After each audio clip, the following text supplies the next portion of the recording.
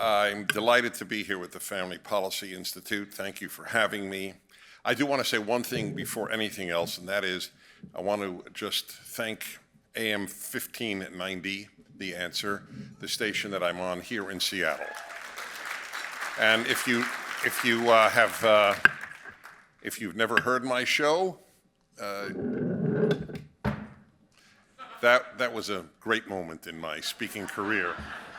I'll get that afterwards. But if you haven't heard my show, I hope this speech induces you to do so. AM 1590, and it's every day from 9 to noon. So let me tell you a little bit about what I want to do. But first, again, one other preliminary item. And it's very important that you know this. I'm a religious Jew. This is my Sabbath. It's Friday night at sunset. I never have broadcasted ever on the Sabbath. I am very serious about the Ten Commandments, and I don't. I took this speech because you and I are kindred spirits. And this is important that you know, and I need you to know that I know this. And if I have the opportunity to talk about God and the family and the Bible, then it's not quite the same as doing a radio show. So I have left my home for my Shabbat, which is extremely rare, to come here because it's that important to me. And so from my family to you, Shabbat Shalom.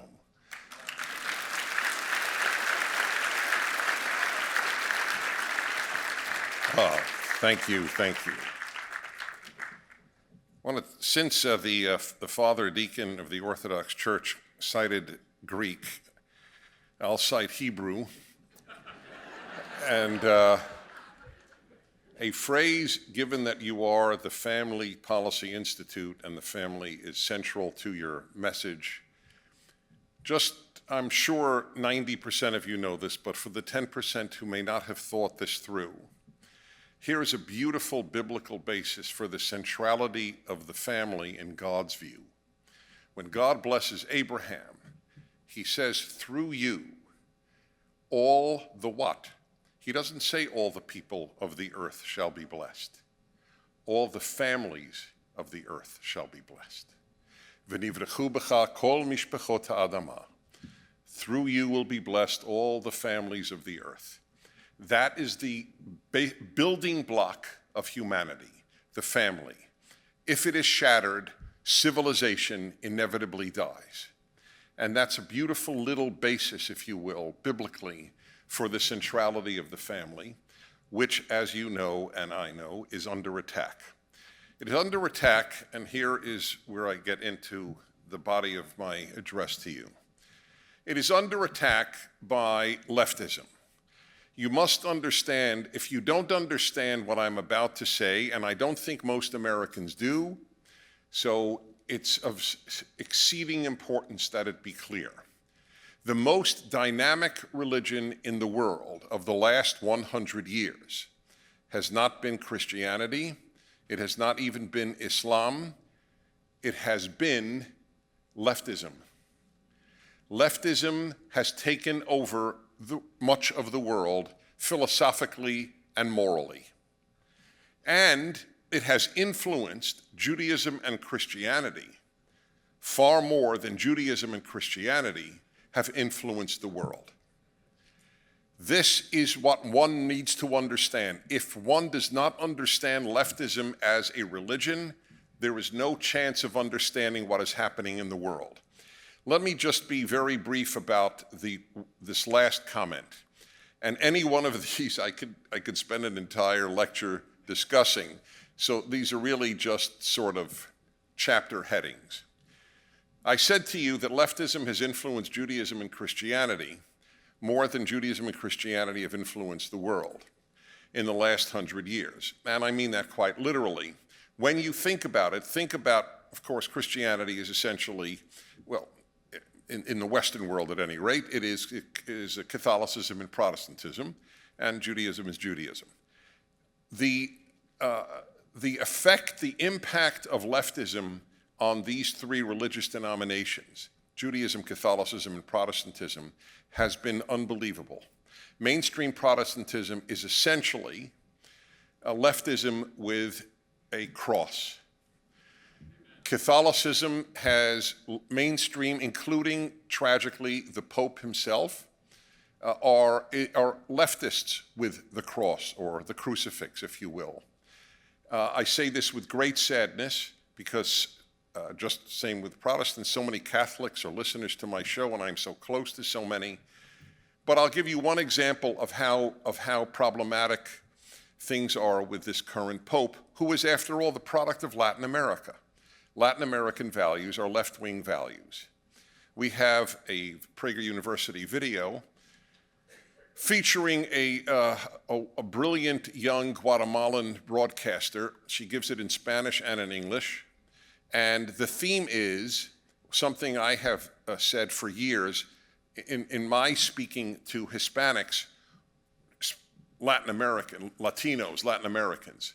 And that is, why would you want to make in America what you fled from in Latin America? That, and they haven't thought about that. They don't think about it. A young man called my show. This was one of the great revelations of how left-wing Latin America is. A young man who I came to his attention through Prager University. By the way, this year we will have 350 million views. It is the largest conservative maker of video and ideas in the world.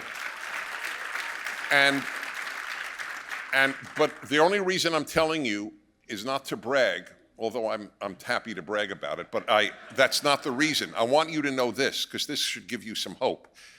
According to YouTube and Facebook, the largest single group of viewers are under 35 years of age. That's big. We're touching them with ideas. So anyway, a 28-year-old from Venezuela calls my show. And he now listens to the show on the internet. And again, I came to his attention through Prager University. He said a fascinating thing. He said, you probably think that the opposition to Maduro, the Chavez successor who runs the Venezuela that has become the poor man of Latin America from being the rich man of Latin America. He said, you probably think the opponent is conservative. It's not true. The opposition party and opposition opponent to Maduro is another leftist. There is no conservative alternative. People never heard any of your ideas that I have now learned from your Prager University and your show. We never have heard these ideas in our lives. There is no conservative opposition. So I said, so what does the opposition say? The opposition says Maduro is corrupt. Get it? It's not Maduro is wrong because he's a socialist. It's Maduro is wrong because he's corrupt. Right, a non-corrupted socialism, that's beautiful. That's how they think. Latin America, the Pope is a product of Latin America. He was asked you could find this, by the way, verbatim. You don't have to trust me, though you can trust me. I've been broadcasting 35 years because I have a good reputation for credibility. But you obviously could look it up. I cited it in a column I wrote, and it's all over the internet. 5 days after the Catholic priest in France had his throat slit by an Islamic terrorist, shouting Allahu Akbar, the Pope was returning home to Rome from Poland, where he was at World Youth Day, a big thing for world youth who were Catholic. And this was 5 days after this literal slaughter of a Catholic priest. And a representative French Catholic radio says, Holy Father, I'm just curious, how come you never speak out against Islamic terror? And I'm now paraphrasing. The Pope answered, why would I? I don't speak out against every baptized Catholic in Italy who kills his girlfriend. I want that to sink in. Do you understand what he's saying? There is no such thing as a problem within Islam any more than a problem within Catholicism. There are baptized Catholics who kill their girlfriends in Italy, and there are Muslims who slaughter priests. Get it? You probably don't get it because there's nothing to get. It's an unbelievably morally foolish comment, and it's painful for me to say in the presence of any Catholics because I understand the reverence they have for the Holy Father. But I'm sorry, just in case this helps, I am just as critical of my own religion, which I'm coming to in a moment. But I want you to understand. So that is what has happened to Catholicism. Mainstream Protestantism, I don't have to tell most of you what has happened to the Presbyterian Church USA, for example, which is truly, it's just leftism with a cross in the background, to the extent that they will still have a cross in the background for that matter. There is no difference between the average Presbyterian church pastor and a left-wing professor at a university. There is no difference. Presbyterian Church USA, for example, voted to have sanctions on Israel, to economically strangle Israel. The world is filled with evil. They chose one country to strangle, and it's Israel. All right? So that gives you an idea. Then we come to my religion, Judaism, and the less said, the better, but I just want you to know I'm an equal opportunity annoyer. And or as I have put it often, I don't care what religion you're a member of as long as you're ashamed of it. And this is really the state we've come to. It's just said. Do you know? It's pathetic. I write for the Jewish Journal. It's a national Jewish paper that is based in Los Angeles. I write for them because I'm the only conservative who writes for them, and and they hate me. I mean, they just hate me. But I get schadenfreude from every column I write. I get joy at causing others misery. And I cause so many of the readers misery that I keep writing for them. And I noted in a recent column, I mean, it's almost unbelievable. There were rabbis in congregations, and again, non-Orthodox, just as you will have non-evangelical Protestantism and same thing within Catholicism. But there were non-Orthodox rabbis who fasted when Donald Trump was elected president. And as I noted in my article, to the best of my knowledge, none of them fasted when 1,000 Israeli Jews were massacred in the Intifada, blown up in pizza places, at Hebrew University, at bar mitzvahs. They didn't fast. Donald Trump is elected. These rabbis fasted. It is mind-boggling. It is just mind-boggling. There were other synagogues that sat Shiva. You probably don't know what that is. To sit Shiva means to sit seven. Shiva means seven. You sit 7 days mourning in Judaism after the death of an immediate relative. It's a very solemn period. That's when you mourn, except if it's the Sabbath, that you're not allowed to mourn on the Sabbath. And otherwise, so really 6 days, but you sit 7, as it were. And they did that also. Synagogues did that when Donald Trump was elected. These are leftists who happen to be in a synagogue. That's all it is.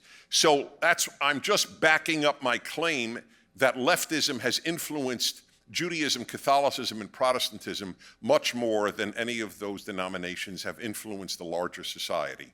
It is the most dynamic religion in the world.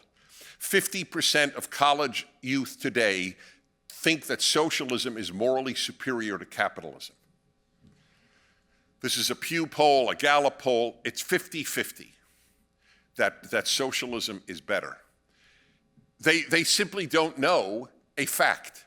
All poverty on earth that has been conquered only by capitalism. Socialism, they don't know it, and I'm not sure if they knew it, they would accept it because it would be such cognitive dissonance, because capitalism has done so much more good than socialism. But theoretically, they just love it. And why do they, by the way, just to note, why is it that anyone prefers socialism to capitalism? It is because people assess motives rather than behavior. And it seems that capitalism is based on greed, and therefore we judge it ill, whereas socialism is rooted in altruism, so we judge it positively. But the thing in life is, motives don't mean anything. It is the results. I meant well is irrelevant. What matters is, do you do good, not do you feel good? And the moment you know that, you have left the left and you have entered reality.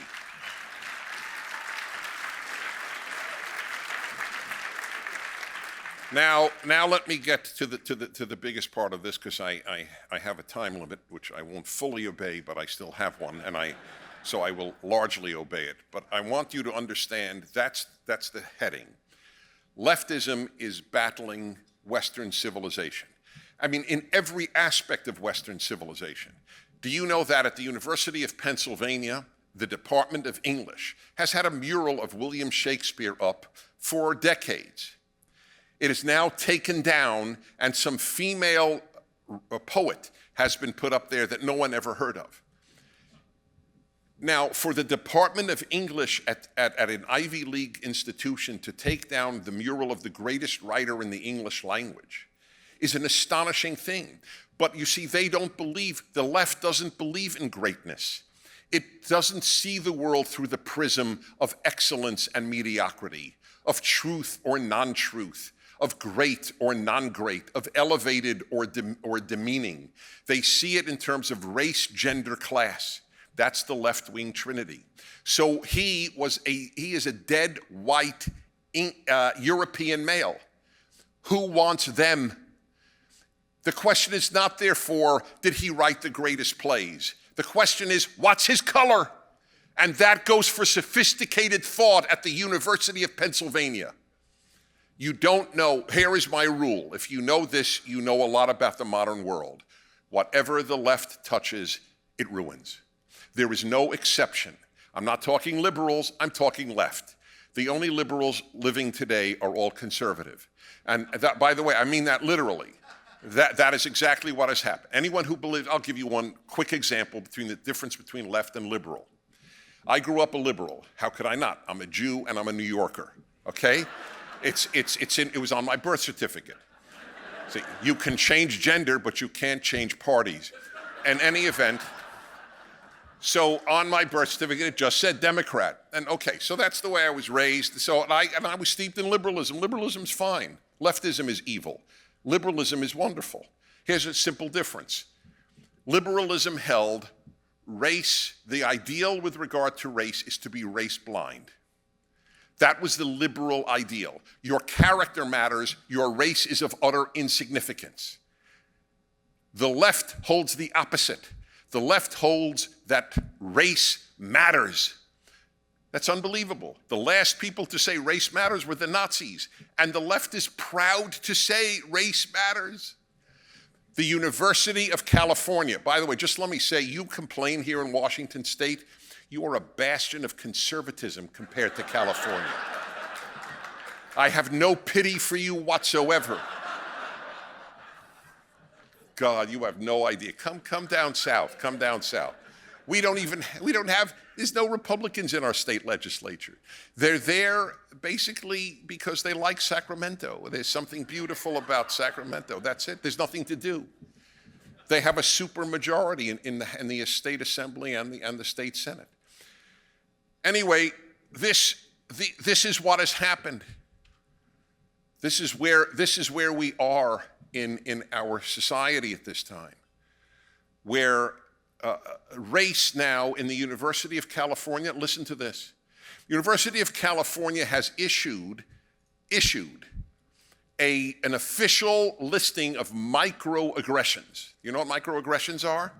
Okay, microaggressions are as follows. Since there were no longer macroaggressions, nobody says racist things anymore, so they've had to prove that American whites are racist by saying they say microaggressions. So here's an example. If a person says there's only one race, the human race, that is now considered anti-black on the University of California campus. It's listed. I didn't make it up. It's listed. To say there is only one race, the human race, is considered to be a microaggression against minorities. Okay, so I'm giving you the example. Now, in my view, the ultimate fight of the left is against God and the Bible and Judeo-Christian values. There is no doubt in my mind about this. This is what it's about. And here's a little interesting anecdotal proof. We have put out about 200 of these 5-minute courses at Prager University. And they're on every subject outside of the natural sciences. We have no courses on string theory or photosynthesis, obviously, that you can learn at a university. You can't learn anything outside of the sciences, but you can learn things inside the sciences. So we talk about everything, and we have a number of videos on God, rational arguments for God's existence and so on. And it fascinated me. We're attacked on the internet on everything we produce. But the most hatred, sheer hatred that we receive is on every video we put out about God. That's where they really, really hate us. Dennis, only produce personally about 10%, 1 out of 10 videos. 90% are not me. And one of the videos that I recently did was, if I don't remember the title, but it was something to the effect of, if there is no God, is murder wrong? That is the title. If there is no God, is murder wrong? And of course the answer is that it's not wrong. It's just a matter of opinion. If there's no God as the source of moral truth, there is no moral truth. Everything is opinion. By the way, I debated this at Oxford and elsewhere. Every atheist I ever debated it acknowledged that's true. No God, ethics are relative. But they can't stand this. And that is the left. And so they mock. There are 9 other videos now made on the internet mocking my video. And they're all just illogical. But they think that they are brilliant. There is a man on the internet who has offered me $10,000 to debate him. He will come to LA. He has put out a whole video. By the way, I'm taking him up on it. I mean,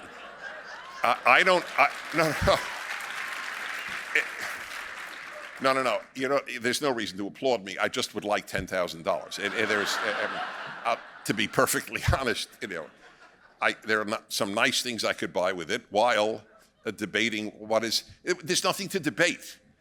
I mean, all of their answers affirm exactly my point. Anyway, my only point to you is that's what's most hated. God, asserting there is God or that there are biblical truths drives them crazy, not our opposition to minimum wage. They don't care about that. They care about God in the final analysis. This is what most drives them crazy. That's why they lie about you, Christians, so much, that you want a Christian theocracy. That's written in the New York Times. New York Times opinion writers write, Christians in America, the Christian right, they want a theocracy. It's a lie. B, the people who invented the notion of separation of church and state are America's Christians. That's the irony. That was why the country was founded, not to have church and state together. But they don't know any of that. Anyway, this is what the battle is, and I want to just tell you in a nutshell why and what the consequences of getting rid of God have been for the society. Number one, wisdom. We live in the age of stupidity, and it is a stupid age because it's a secular age. Whenever I get a call from a 15-year-old, a 17-year-old who talks anything about a deep subject, you know what my first question is? Do you come from a religious home?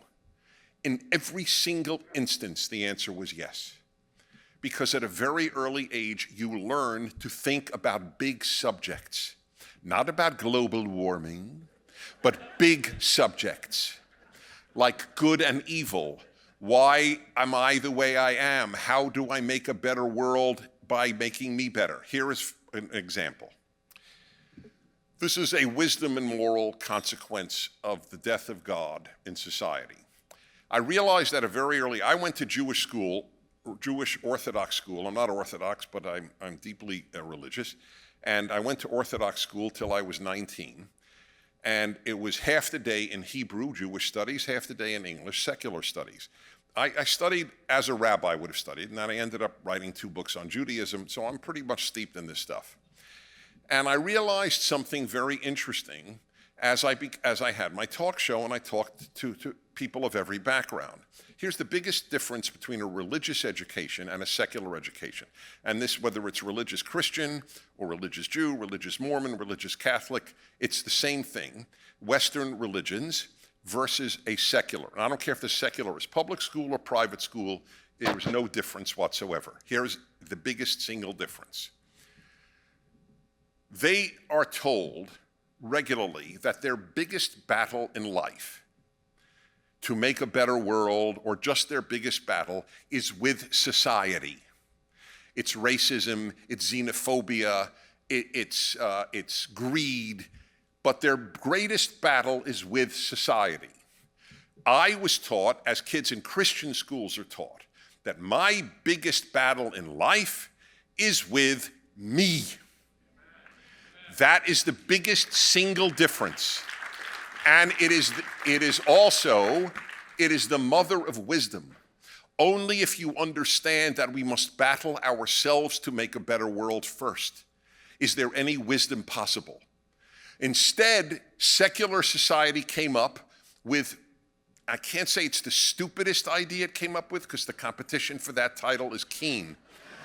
But it is one of the stupidest ideas it ever came up with, the self-esteem movement.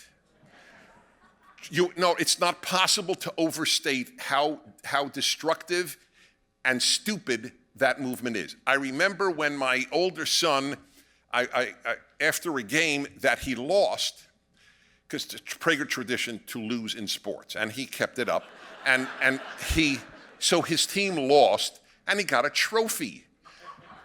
He was about 10, 11, and I said, David, just curious, what'd you get the trophy for? And he said, for playing. Said, you got the trophy for playing? Do they give a trophy for breathing? What don't they give a trophy for? How do you get a trophy for playing? Doesn't that slightly diminish the meaning of a trophy? If everybody gets a trophy, nobody got a trophy. Isn't that the way it works? I mean, everybody's a winner. But it's not true. Everybody's not a winner.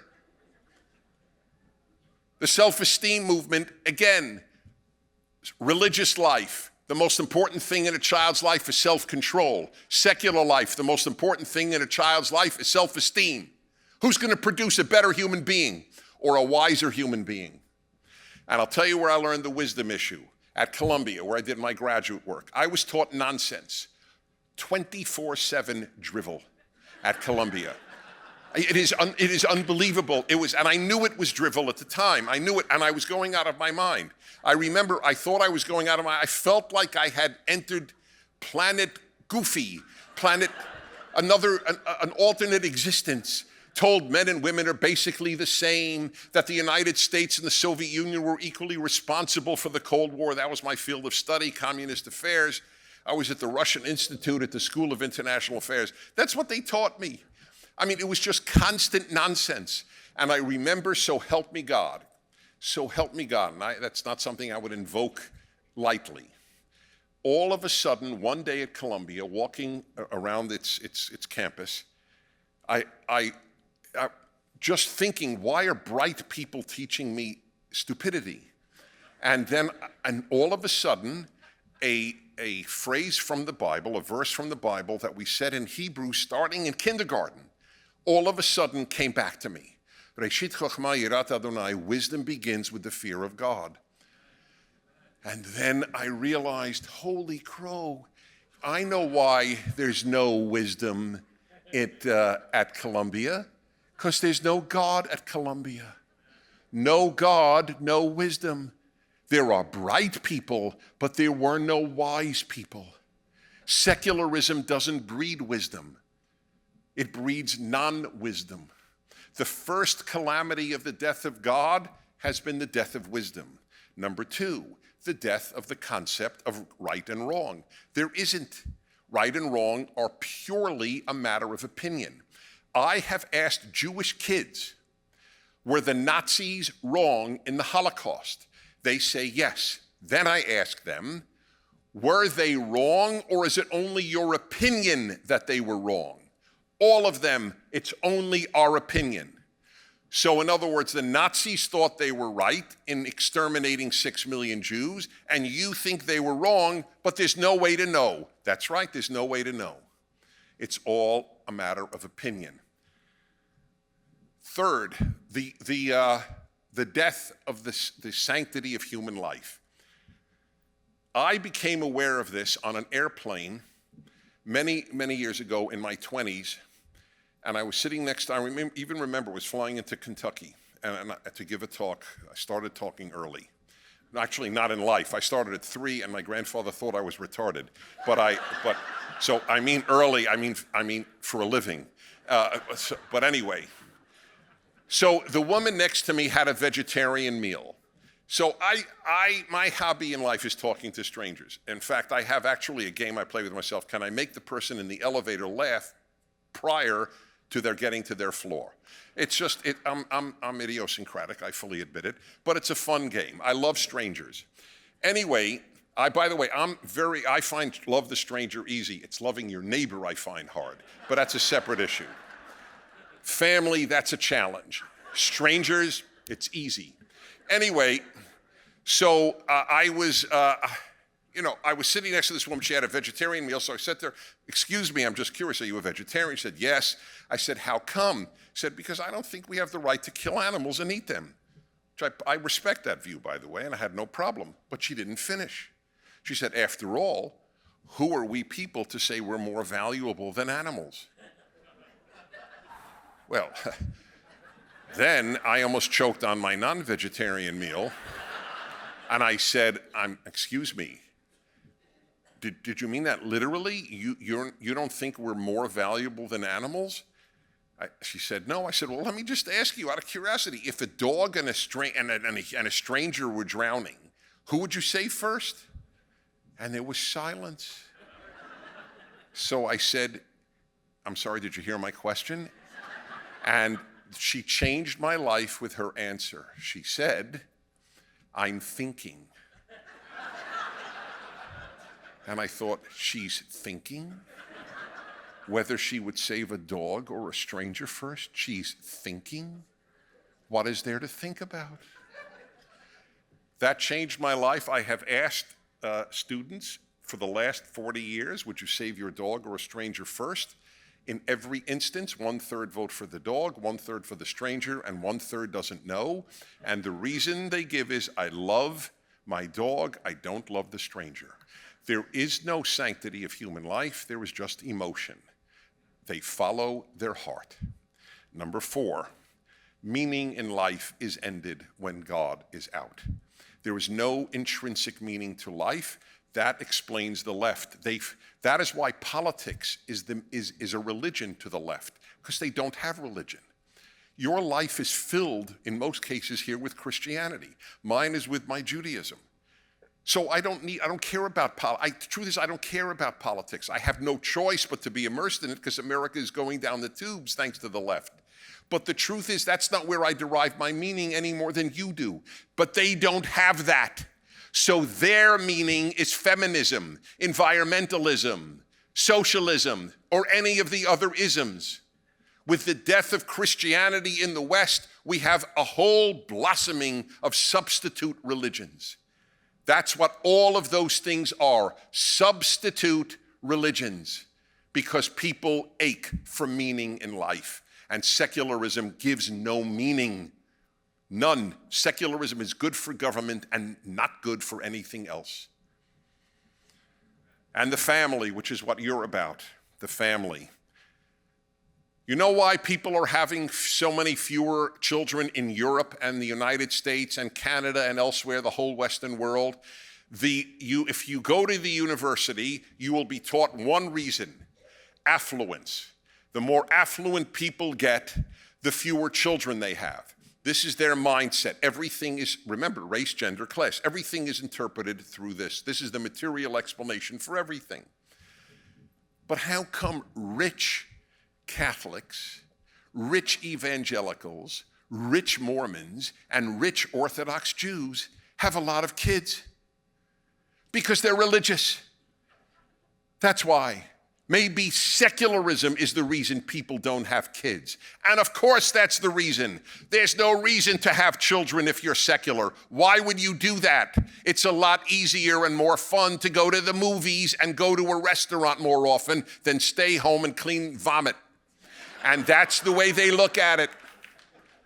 Okay, it's very simple. Why bother? But the religious person steeped in the Judeo-Christian world believes that God wants us to have children, that it is a blessing to have a child, even if they are, and they often are, difficult.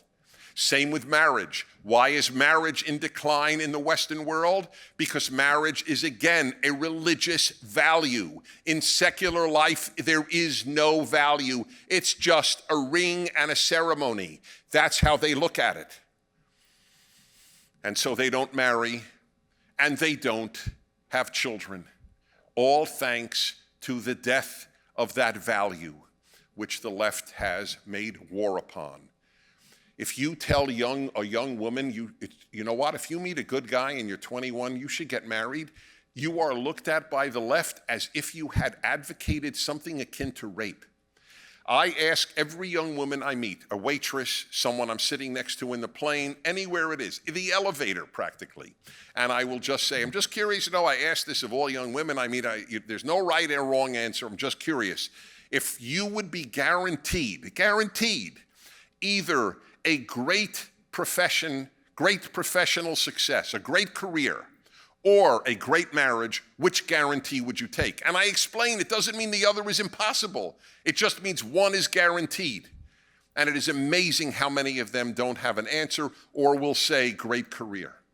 That's what's been given to them by the left on campuses. Remember, a woman without a man is like a fish without a bicycle. Remember, that's what is taught. What do you need a man for? You don't need a man. It's a pain. You don't need a man. You need a career. Then all these women 50 years old who bought the feminist line call my show and tell me that they rather have a man than a career. The girls at college should hear those calls. And finally, gender. I wrote, so you don't have to take my word for it, it's in print. I wrote 25 or 30 years ago. I wrote there is a war against distinctions by the left. The war against the good-evil distinction, the war against the God-man distinction, the war against the human-animal distinction, and the war against the male-female distinction. And that, after all, that's what we were taught, remember? There's no differences between men and women. Well, if there are no differences, then man and woman means nothing. It means nothing. It is irrelevant. But we who believe in the Bible and think that it's wiser than even most professors at our universities learned this, that when God creates Adam, it says, male and female, he created them. That's how we are created. We're created male and female. God created the distinction. It doesn't say that about animals. It says that about humans. That distinction matters. In Charlotte, North Carolina, and now more and more cities, teachers have been told, do not call your students, this is elementary school teachers, do not call your students boys and girls. Call them students. You are not to call them boys and girls because we don't believe in gender identity and you can't impose one on them. All I can say is never has a generation of Americans or any generation in Western history been experimented with like the left is experimenting with this generation of young people. Not to be called boys and girls. It's mind-blowing. But it's not mind-blowing. Wisdom begins with fear of God. when God is absent, then you can really believe that there's no such thing as a boy or a girl. That's why your work is so important, and that's why I came. Thank you for having me.